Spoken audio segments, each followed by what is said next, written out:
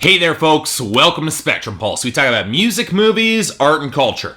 And today we're going to be talking about the newest album from The Game, titled Blood Moon, Year of the Wolf. You know, I haven't thought about The Game as a rapper in, probably 3 years now. Back when I wrote a review of the Red album, back when I was doing these reviews on Facebook. It's been a long 3 years since I thought about the guy, so let's catch up, shall we? So, The Game. West Coast MC, gangster rapper with a pretty solid flow and some occasionally offbeat lyrics that allowed him to stand out in the crowded mid-2000s. He struck it big with two legitimately great albums in 2005 and 2006, mostly thanks to extremely solid hook-driven production and an embarrassment of collaborating artists. In fact, if we were to consider The Game's career as a whole, probably one of his most distinguishing factors is his networking abilities and his Master P-inspired tendency to overload his records with guest stars, some even bigger than him, which hasn't always been the best of choices because he frequently mishandles some of these guest stars or allows them to blow him off the stage, which started off early on with Eminem on the documentary and has continued to happen whenever Kendrick Lamar or Common are invited to guest star on the album. But as the 2000s continued, The Game hit something of a serious rough patch. Between criminal charges, he released LAX in 2008 and the disastrously troubled The Red album in 2011, the latter of which was a mess of epic proportions that only seemed to highlight The Game's inconsistencies, not only in his own rhymes, but in his guest stars and in his production. Now, thankfully,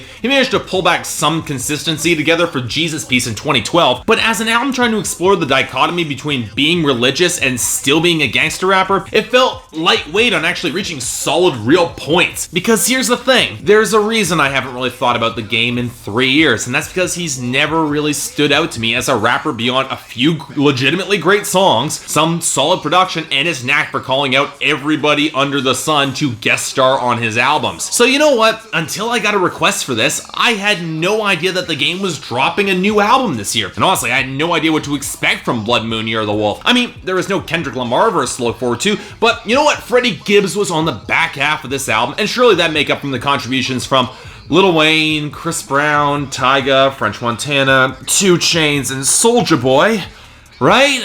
Well, honestly, I'm not sure it did. But then again, I'm not sure anything could have made up for some of this stuff on this album, because Blood Moon Year of the Wolf is a very fragmented and frustrating listen. A record that can't decide whether or not it's playing to the bloody horrorcore gangster rap scene or the debauched side of luxury rap. And while there are some solid tracks that do show The Game's knack for this brand of really violent wordplay and making it sound really quite convincing, there is also a surprising number of problems, from the production to some of the lyrics to even some of the concepts of these songs, that makes this record feel a lot less than the sum of its parts, which is really a disappointment. So okay, let's start with the easiest element to discuss, instrumentation and production. Now, The Game has had a knack for solid producers in the past, and to some extent he really delivers here, because there are beats that I definitely liked on this album, the majority owing debts to eerie, grimy, horrorcore and trap music. I like the boom bap balanced against the piano and FUN, I like the bells and symphonic trap vibe of Really, the echoing melancholy of The Purge, the old school vibe of Trouble on My Mind, the bombastic, punchy percussion on Best Head Ever, and especially the jagged synth lines on Hit 'Em Hard. Really dug those. But beyond that, many of the beats fall into your typical mainstream trap-inspired production, with many of the melody lines turned way down and stuck at the back of the mixes, like on the otherwise pretty solid Black on Black. Here's the thing, most of these mixes never seem to have as much depth as they really should, which I gotta admit was disappointing. What only gets worse is the perpetually oily vibe that crops up on songs like Fuck Your Feelings, Take That, and Food for My Stomach, not helped by the auto-tune that is slathered all over some of the more commercial tracks like so much spoiled mayonnaise. I don't know why so many rappers decided that imitating Future was a good idea, because it only takes away from their gritty voices many of these rappers that they do have, and detracts from the overall menace of the tracks, because let's face it,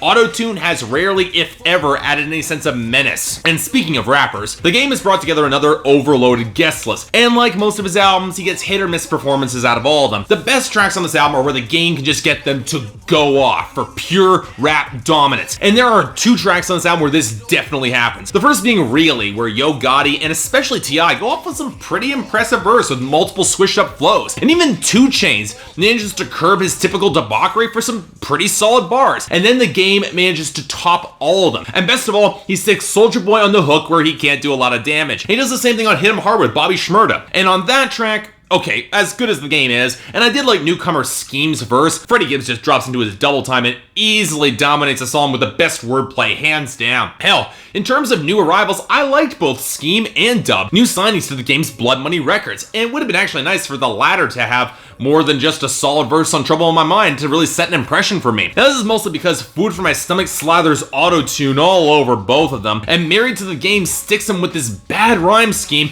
that has him ending all of 16 bars with the word motherfucker. You know, because that's a real creative rhyme scheme. I can only assume that it was chosen to help out French Montana, who isn't even in the same ballpark as Dub or The Game, who actually has some pretty damn funny lines to his verse, especially one referencing Tyler Perry. But it's a song that suffers the problem of being one of The Game's commercial tracks that fails to realize saying Married to the Game on the hook might have a double meaning when you're a rapper named The Game, especially when the song involves sharing a girl with 3 other men. Just saying. And this is where we run into the first big problem with this album. As much as The Game is a natural fit for the tracks where he wants to be that violent gangsta, he's a lot less distinctive on the more commercial-leaning luxury rap, and he's not great at making sure his guest stars have a consistent focus. The most prominent example of this is on the final track, Black on Black, where The Game is talking about giving a pretty good life to his family on a pretty lightweight, pop-friendly instrumental, but then you get Jeezy and Kevin Gates rapping about dealing drugs in increasingly desperate cadences and tones, forsaking any vestige of a moral high ground just for pure hard cash. And that's not even touching on The Game's songs about women, like On One, where he blows off a girl that he's been screwing and who actually expected more from him, only to get peeved off when he discovers that she's at the club and actively hates his guts. I'd say it's well framed. It's very clear we're supposed to be on The Game's side of all this, because the girl clearly is just a tease who really wants him anyway and just can't admit it to herself, and then it just feels kind of unpleasant. Although not as bad as Or Nah, a strikingly obnoxious track produced by DJ Mustard, where The Game and his guest are just trying to get laid by buying this girl things and asserting the same brand of dominance. And when it gets really grating is that uncredited female voice on the chorus trying to back it up, just really annoying. Or there's the track Best Head Ever, which is about exactly what it sounds like and is supported by Tyga's really uninteresting wordplay, or by Eric Bellinger mimicking Chris Brown. It's all played a little bit classier on Take That thanks to the R&B inspired vocals from Pharoah Jackson, but that's a song where The Game isn't even featured at all. So why is it on this album again?